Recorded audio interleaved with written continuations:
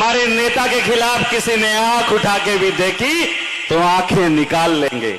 उस उप मुख्यमंत्री जी के खिलाफ षड्यंत्र रचे गए। मैं धन्यवाद देता हूं इस समाज को, आप एकजुट खड़े होके आए, मजबूत होके आए और आपने जवाब दिया। वापस से खिसकना पड़ा, नहीं तो तैयारी पूरी हो गई थी, साहब बोले ना बोले। जितने भी पूरे राजस्थान में कॉलेज और यूनिवर्सिटी है उसमें आपका बेटा टिकट बांटेगा।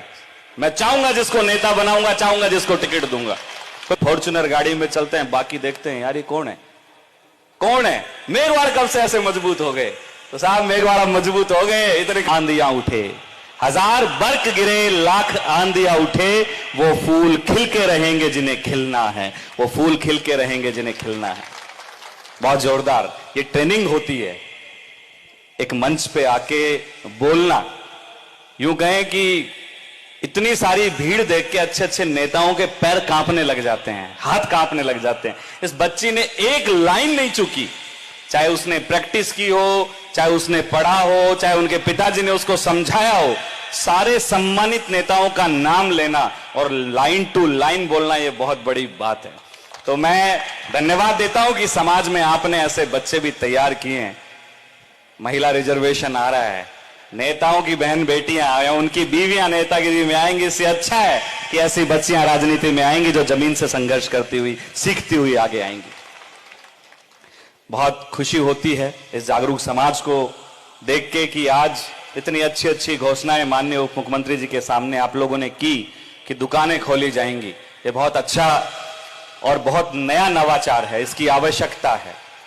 मैं हमेशा जहां पे भी कहीं काम होता है, संघर्ष होता है, हम सब लोग एकजुट होकर पूरी ताकत से लड़ते हैं। माननीय कलरू जी ने एक बहुत अच्छी बात कही, टांग खिंचाएगी।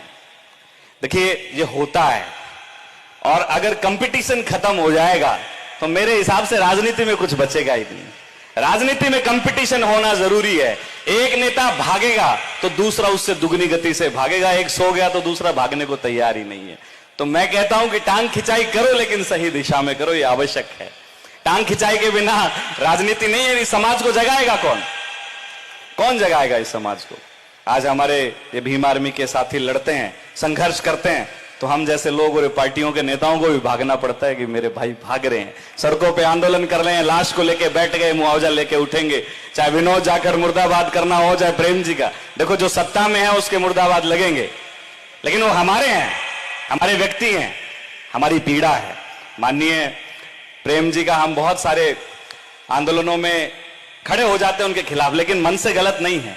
जब इनके खिलाफ षड्यंत्र रचा गया तो विनोद जाखड़ सबसे पहले बोला कि अगर हमारे नेता के खिलाफ किसी ने आंख उठा के भी देखी तो आंखें निकाल लेंगे। उस षड्यंत्र से बाहर आए। बात अगर हमारे असूलों की होगी तो हम मजबूती से टकराएंगे। अगर हमारे नेताओं की छवि को धूमिल करने का काम किया जाएगा, हम आंखों में आंखें डाल के उनके खिलाफत में खड़े होंगे। सत्ता के अंदर सवाल पूछना जायज है, अपनी बात को मनवाना बिल्कुल जायज है, तरीके अलग अलग हो सकते हैं, लेकिन आप हमारे नेताओं की छवि को धूमिल करोगे तो बर्दाश्त नहीं करेंगे। उप मुख्यमंत्री जी के खिलाफ षड्यंत्र रचे गए। मैं धन्यवाद देता हूं इस समाज को, आप एकजुट खड़े होके आए, मजबूत होके आए और आपने जवाब दिया। वापस से खिसकना पड़ा, नहीं तो तैयारी पूरी हो गई थी, साहब बोले ना बोले। लेकिन ये आपकी ताकत है साथियों। ये समझने और विचार करने का विषय है कि कोई भी बड़े मंत्रालय अगर आपको मिलते हैं तो सरकारों का एक्सपेरिमेंट होता है, आपको फेल करने का प्रयास किया जाता है। किसी राज्य का आपको मुख्यमंत्री बनाया जाएगा और आपको कमजोर साबित करके साइड में बैठा दिया जाएगा और यह कहा जाएगा कि दलित समुदाय के अंदर नेतृत्व की क्षमता नहीं है। लेकिन ऐसा नहीं है। इस समुदाय ने वो नेता पैदा किए हैं जिसने इस देश का संविधान लिखा। ऐसे नेता पैदा किए हैं जो यूपीएससी की तैयारी करने वाली एक बच्ची को, एक बेटी को 4 बार का यूपी का मुख्यमंत्री मायावती जी को बनाया। और उसके नेतृत्व की क्षमता देखिए आप। पूरा देश लोहा मानता है कि नहीं मानता है, राजनीतिक विचारधारा अलग विषय है। तो हमारे नेताओं में ना विचारधारा की कमी है, ना नेतृत्व की क्षमता की कमी है, बस कमी है तो हम सबको एकजुट होने की है। कलरू जी की बात से सहमत हूं, टांग खिंचाई चलती है। थोड़ा आपको समझना पड़ेगा, विचार करना पड़ेगा। जो ताकत कलम में है आज उप मुख्यमंत्री जी जो इस समाज का भला कर सकते हैं सत्ता में रहते हुए, आप 2 लाख लोगों की भीड़ भी कर लोगे ना आंदोलन में तो भी नहीं कर पाओगे। सरकार माने तो माने, नहीं माने तो नहीं माने। बहुत सारे आंदोलन होते हैं जिनमें 5-5 लोग इकट्ठा होते हैं, 5-5 लाख लोग इकट्ठा होते हैं, बहुत भाषणबाजियां होती हैं, रोड जाम होते हैं। सरकार नहीं झुके तो नहीं झुके, तो ऐसे नेताओं को भी आपको मजबूत करना पड़ेगा। देखो दोनों पार्टियां, कोई तीसरी भी आएगी, नेतागिरी तो हमें ही करनी है। बाबा साहब अंबेडकर ने आपको जो आरक्षित सीटें दी है, चाहे उधर हो चाहे इधर, होने तो आपके ही, लेकिन आपका सवाल जायज है कि वो वैचारिक व्यक्ति होना चाहिए, विचारधारा के लिए काम करना चाहिए, वो इस समाज की पीड़ा को समझना चाहिए कि समाज कितना हाशिए पे खड़ा है, इसकी क्या स्थितियां हैं। आज शिक्षा के नाम पे हमारे लोगों को किस तरीके से क्या क्या पढ़ाया जा रहा है, सब कुछ बदला जा रहा है। संविधान की बात आती है तो आपको करनी पड़ेगी। इन मंचों पे अगर आप संविधान की बात नहीं करोगे तो कहां करोगे? ये हमारे लोग हैं, जब इनके साथ अन्याय होगा, चाहे वो अपने करें चाहे पराए, मुझे लगता है कि आप ही खड़े होंगे। ये जाजम, ये सरकार के सामने अगर कोई मजबूती से लड़ सकता है तो वो ये सारा का सारा समाज खड़ा होता है। मास्टर भंवरलाल मेघवाल जी उस जमाने में बहुत कदावर नेता रहे हैं। जब वो शिक्षा मंत्री थे, बीच में से हटा दिया गया ना, क्योंकि ये किसी को मजबूत मंत्रालय देते हैं तो उनको बीच में से साइडलाइन कर देते हैं।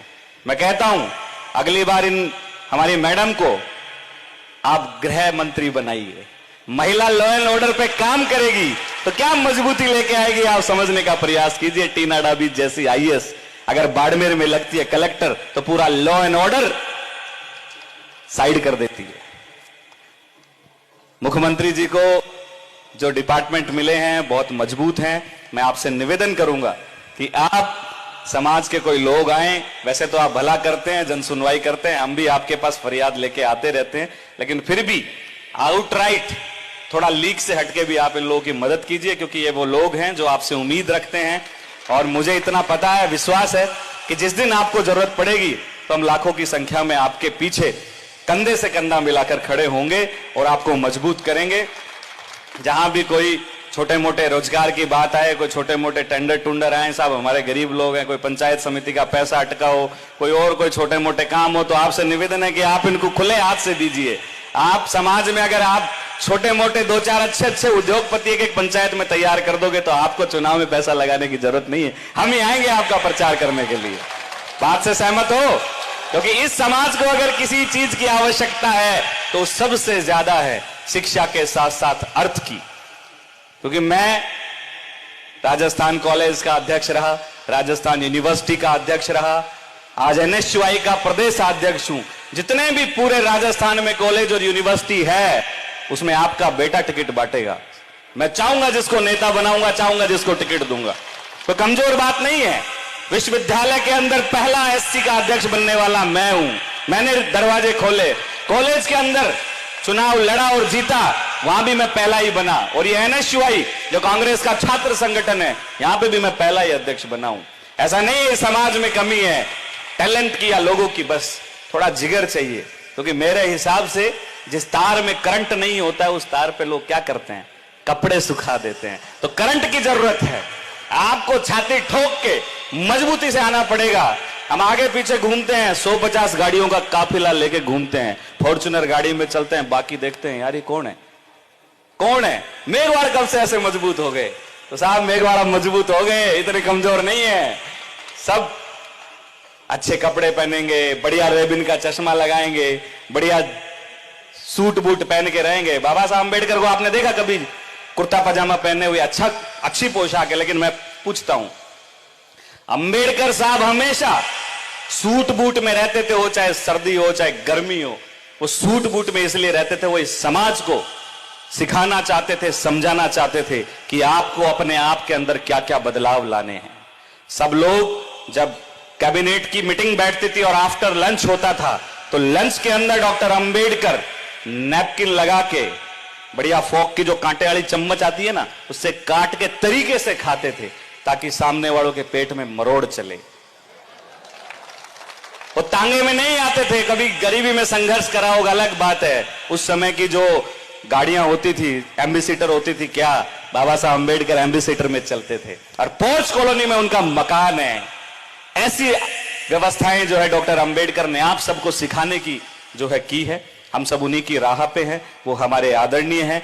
उनके विचारों को हम लोग जिंदा रखेंगे और मैं आपको विश्वास दिलाता हूं, जिस दिन मुझे अगर विधानसभा में जाने का मौका मिला या लोकसभा में जाने का मौका मिला, मैं बहुत करीब हूं, पूरी लड़ाई लड़ ली मजबूती से, बहुत करीब हूं, जाएंगे। लेकिन इतना विश्वास याद रखना, टेबल ठोक के आपके हक और अधिकार के लिए लड़ूंगा और मजबूती से आपकी बात रखूंगा, चाहे अपने हो चाहे कोई और हो, आंखों में आंखें डाल के लड़ेंगे। तो आपने मुझे बुलाया, मान सम्मान दिया, मैं इसके लिए बहुत बहुत आभारी हूं, धन्यवाद देता हूं।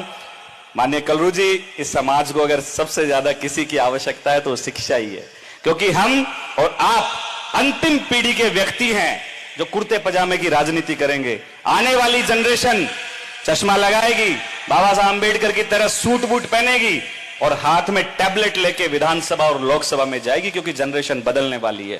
आपके बच्चे पढ़ेंगे, लिखेंगे, इंग्लिश बोलेंगे, अच्छी संस्थानों में पढ़ेंगे तो वो सवाल जवाब कर पाएंगे, नहीं तो मेहनत मजदूरी तो हमारे बाप दादा करते हैं 5000 साल से। तो इसलिए शिक्षित होना बहुत आवश्यक, और शिक्षा भी टेक्निकल लीजिए। जैसे कोई 2-4 नौकरियां तो ठीक है, नौकरियों का तो बंटा ढाल हो गया। जिसके पास 30 लाख रुपए, पेपर लीक का मामला आपके सबके सामने है। शिक्षा इतनी महंगी हो गई कि आपके बच्चे पढ़ने में बहुत असमर्थ हैं। मैंने अभी जयपुर में आंदोलन किया इन कोचिंग संस्थानों के खिलाफ, बहुत मजबूत आंदोलन था। 1.5 लाख रुपए फीस ले रहे हैं। तो मैं यही कहूंगा, शिक्षित बनो, संगठित रहो, संघर्ष करो। हम सब लोग एक साथ हैं, हम सब एक परिवार के लोग हैं।